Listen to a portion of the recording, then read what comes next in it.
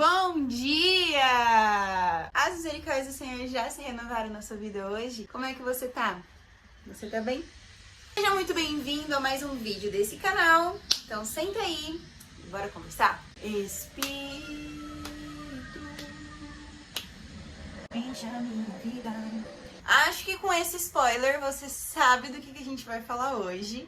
Aqui na nossa série de vídeos sobre as doutrinas do cristianismo, nós já falamos sobre a doutrina de Deus, a doutrina de Cristo, e hoje nós vamos falar sobre a doutrina do Espírito Santo. Eu sei que todo início de vídeo eu falo isso, mas hoje eu realmente estou muito empolgada, porque eu amo falar sobre o Espírito Santo, e nós temos muito que conversar sobre ele, e eu vou torcer para que o sol me espere terminar de falar, porque eu tô gravando um pouquinho mais tarde do que o habitual, mas vamos conseguir. A primeira coisa que eu quero falar pra vocês, que é uma descoberta, eu não sabia qual era o nome que a teologia sistemática dava para o ensino, né, o estudo da vida, da pessoa do Espírito Santo. E eu fui pesquisar e eu descobri que se chama pneumatologia. Parece nome de especialidade médica. Inclusive, eu até achei que não era isso. Eu dou uma pesquisada melhor na internet para entender a origem da palavra. E pneumo vem do grego, né? E significa espírito, né? Então, pneumatologia é o estudo do espírito. E dentro da teologia, nós estudamos o Espírito Santo, o Espírito de Deus. E aí nós vamos entender um pouquinho melhor o que essa teologia traz pra gente, tá? Vocês vão ver que todas as vezes que a gente estiver citando alguém da Trindade, ou seja, Deus Pai, Deus Filho ou Espírito Santo, nós sempre vamos falar sobre a Trindade. Então, é importante começarmos aqui dizendo que o Espírito Santo é Deus. Assim como Deus Pai é Deus, assim como Jesus é Deus, nós também entendemos que o Espírito de Deus também é Deus e complementa a Trindade em completa harmonia e em sua essência. Claro que com papéis diferentes, como uma pessoa diferente na Trindade, ele complementa esses papéis, mas sempre em plena harmonia com Deus Pai e Deus Filho. E aí eu vou deixar aqui para vocês, como de costume, vários versículos bíblicos que vão trazer pra gente quem é o Espírito Santo, quais são as suas funções. Ele é uma pessoa? Então eu vou deixar aqui, tá? Para você depois pesquisar, estudar e conhecer um pouco melhor. Mas em linhas gerais nós podemos dizer que o Espírito Santo é eterno, onipresente, onisciente, onipotente. Ele sabe de tudo, é o próprio mistério de Deus revelado a nós. Nada lhe é oculto. As maiores profundidades da inteligência humana, da ciência humana, da própria divindade são inteiramente discernidas por ele. E aí eu vou trazer para vocês também alguns nomes divinos que o Espírito Santo possui. Ele é chamado de o Espírito de Deus, Espírito do Senhor, Espírito do Deus vivente, Espírito de Cristo, Espírito da vida, Espírito de adoção. E dessa forma nós entendemos o quanto o Espírito Santo está presente na igreja, o quanto ele luta por ela desde o seu início, desde a sua fundação, intercede e conduz a igreja ao triunfo, à vitória. Principalmente, nós estamos falando, né, de uma vitória final. Prepara a noiva para o noivo. E aí eu quero te dizer como ele faz isso. Nós já ouvimos muitas vezes dentro das igrejas falar sobre o Espírito Santo ser uma pessoa, assim como Jesus ser uma pessoa, né? E o que isso significa em regra prática? Significa dizer que tanto o Espírito Santo como o próprio Jesus são pessoas no sentido de serem próximos a nós, mas principalmente o Espírito Santo. O Espírito Santo, ele tem duas características muito essenciais que eu quero compartilhar com vocês. E eu acho que isso talvez mude 100% da sua concepção sobre ele. Lá em João 14, 26, Jesus, o próprio Cristo, vai nos dizer aos discípulos ali nos seus discursos finais, que ele iria ao Pai, mas deixaria o Consolador, o Espírito Consolador. Vamos ler juntos? Mas aquele Consolador, o Espírito Santo, que o Pai enviará em meu nome, esse vos ensinará todas as coisas e vos fará lembrar de tudo quanto vos tenho dito. Ai, meu Deus! Como que a gente fala do Espírito Santo sem se emocionar? É impossível! Eu gosto de pensar no Espírito Santo dentro dessas duas características. E tem uma que inclusive está escondida e que eu quero começar por ela.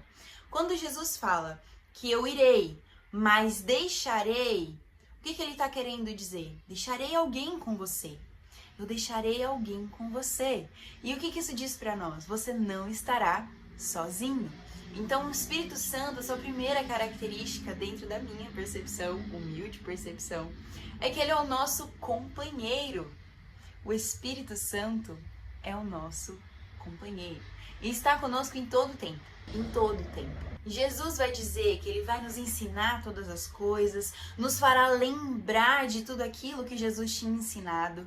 E sendo assim, ele é o nosso melhor amigo, o nosso conselheiro. Não é a voz da nossa consciência, mas trabalha dentro do nosso espírito, convive e fortalece o nosso homem interior, dia após dia. Fala baixinho, bem baixinho, porque é cavalheiro.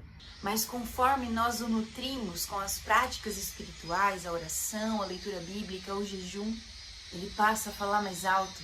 Conforme nós damos liberdade para que ele haja dentro de nós, o Espírito Santo cresce e nosso espírito cresce com ele. A força capacitadora que a graça, por meio de Cristo, conquistou para nós, ela é ampliada através do Espírito Santo. Todas as nossas limitações são vencidas pelo poder do Espírito que habita em nós. Esse Espírito, o companheiro que Jesus nos deixou, nos acalma, corrige os nossos passos, nos mostra o melhor caminho, intercede por nós, ri e chora conosco. E o autor das melhores piadas, diga-se de passagem. Ele é quem nos convence, persuasivo e cirúrgico, nos dizendo até aquilo que nós mesmos não sabíamos que precisávamos ouvir. Sempre com os melhores argumentos. Não é a voz da consciência, é a voz de Deus, que pesa em nossa moral e corrige nossa conduta. Ele é a paz, que excede todo o nosso entendimento. Mas além de tudo isso, essa era a característica que estava oculta. Jesus começa o versículo nos mostrando outra característica do Espírito Santo, o Consolador. Ele não só é nosso companheiro, ele não está somente conosco em todo o tempo. Não só nos nutre e nos fortalece para vencer as nossas batalhas, nos mostrando que não estamos sozinhos. Ele também nos consola quando aparentemente perdemos. Esperança é o sobrenome do Espírito Santo. Ele sabe exatamente o que dizer, como dizer e quando dizer. Um coração quebrantado e disposto a corrigir os seus passos se torna irresistível a ele justamente por isso. Por saber que a verdadeira alegria vem de dentro, vem dele. E nenhuma circunstância externa é capaz de nos abalar. Não nos esmorece. Ele é a voz, as mãos, o abraço, o refúgio, o acalento do coração. Aquele que enxuga as nossas lágrimas. Coloca o sorriso no nosso rosto, mesmo quando a gente não consegue entender de onde vem essa força. Não se atentar às coisas que nós vemos, mas fixar os nossos olhos naquilo que não vemos, entendendo que as que vemos são temporais e as que não vemos são eternas, só é possível por meio dele. Mas então, como a gente consegue trazer para a nossa prática, para a vida prática? Como o Espírito Santo, como o poder do Espírito Santo opera em nós todas essas maravilhas. Além de ser o nosso amigo, o nosso companheiro, o nosso consolador. Como podemos entender os seus atributos, a forma como ele age em nós? Temos duas perspectivas que precisam ser claras aqui nesse vídeo. A primeira diz respeito ao fruto do Espírito. E quando nós falamos de fruto do Espírito, nós estamos falando sobre a consequência final de uma vida nele.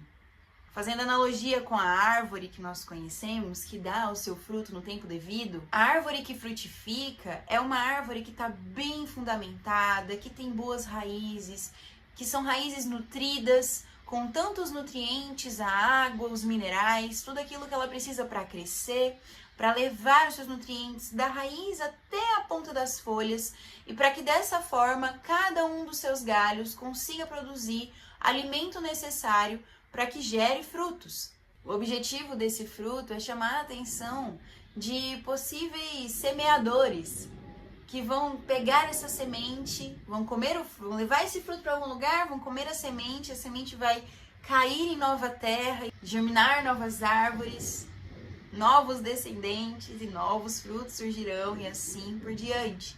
Então, quando nós pensamos no fruto do Espírito, toda essa cadeia de entendimento também precisa ser gerada em nós. A própria Escritura vai dizer que nós somos essas árvores plantadas e que no tempo certo darão fruto, se estiverem sendo alimentadas da forma correta. Então, o fruto do Espírito em nós, ou seja, a consequência final dessa nutrição, será que nós possamos gerar um fruto. Esse fruto que vem do Espírito. E esse fruto, essa consequência das nossas ações, dessa alimentação da nossa plantinha interior, vai gerar para nós o fruto do Espírito. E qual é esse fruto? Entenda que é o fruto. É um fruto. Por que um fruto? Eu gosto de fazer analogia com a mexerica ou a tangerina. Não sei como você chama na sua cidade, mas é essa fruta aqui. E é uma fruta só, mas ela tem vários gomos. E isso é muito legal para que a gente possa entender que o fruto, ele é composto por vários gomos, porém, continua sendo um fruto só, porque vem do Espírito. Então, se vem do Espírito, tem que ser um só. E todos esses gominhos precisam estar juntos. Ninguém produz fruto do Espírito produzindo apenas um deles. Nós precisamos ser completos e equilibrados no Espírito Santo. Vamos entender quais são esses gominhos? Amor, alegria, paz, amabilidade, bondade, fidelidade, mansidão e domínio próprio. Além do fruto do Espírito, nós também podemos citar os dons do Espírito. E esse é um assunto que traz muitas perspectivas. Eu queria poder ter muito tempo aqui para poder trazer tudo que nós podemos falar sobre os dons espirituais, justamente porque pelos dons é a forma como o Espírito Santo consegue ir além de nós mesmos. É a forma como o Espírito Santo consegue agir por meio de nós, por seu poder, e alcançar outras pessoas de maneira poderosa, com evidências claras da sua existência, da sua presença. É quando o fruto do Espírito, que está sendo nutrido e gerado por nós por meio do Espírito, alcança novos corações, se multiplica, encontra novos semeadores e alcança o seu coração. A maioria de nós, quando se converte principalmente porque teve uma experiência com Deus, porque teve uma experiência espiritual, porque sentiu algo diferente, porque entrou na presença de Deus, porque sentiu um arrepio, porque ouviu uma voz, porque entendeu e se arrependeu em seu coração, foi convencido e constrangido das suas iniquidades e entendeu que precisa de um Salvador. Sabe quem faz isso? É o Espírito Santo. Ele quem nos convence. Então, vamos conhecer rapidinho quais são esses dons? A um, pelo Espírito, é dada a palavra da sabedoria, e a outro, pelo mesmo Espírito, a palavra da ciência. A outro, pelo mesmo Espírito, a fé. A outro, pelo mesmo Espírito, o dom de curar. E a outro, a operação de maravilhas. A outro, a profecia. E a outro, o dom de discernir os espíritos. E a outra, a variedade de línguas. E a outro, a interpretação das línguas. Mas um só. E o mesmo Espírito opera todas essas coisas, repartindo particularmente a cada um como quer. E o mais interessante desse texto é entender que, independente de qual seja o dom, ele precisa ser utilizado para alcançar outras pessoas, para o bem comum, pelo mesmo e único Espírito. Agora, para a gente entender sobre o batismo no Espírito Santo, a gente vai falar disso mais pra frente, tá? Então, calma, não precisa se angustiar, tá bom? O importante aqui desse vídeo é você sair dele conhecendo um pouco melhor sobre o nosso melhor amigo, o nosso companheiro, Espírito Santo.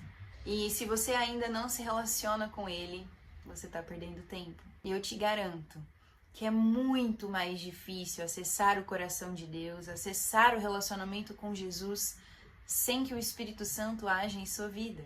Então esse é meu apelo a você. Ore, busque intensamente a presença do Espírito Santo e que isso seja constante na sua vida. Só Ele é capaz de nos trazer pertinho. Só Ele é capaz. Tá acabando minha luz. Então esse é o apelo desse vídeo. A minha luz natural está nitidamente acabando. Mas eu acredito que eu consegui trazer para você um pouquinho de quem é o nosso melhor amigo. E eu espero de alguma forma ter te convencido por meio dele, porque é só ele que convence, a tentar buscar esse relacionamento mais íntimo e mais próximo dele.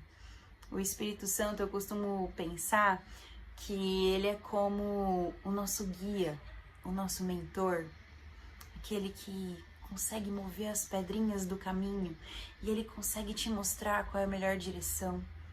Ele traz conforto, acalento, mas também voz de direção. Nos traz mais perto de Jesus e nos revela ao Pai. E a minha oração é para que você conheça Ele a cada dia mais. Viver uma vida sem o Espírito Santo é viver uma vida sem o Consolador, que foi deixado a nós pelo próprio Cristo. Não desperdice a presença dEle. Convide Ele nesse momento para estar com você, em todo o tempo, em toda hora e lugar. Um beijo e a gente se vê semana que vem.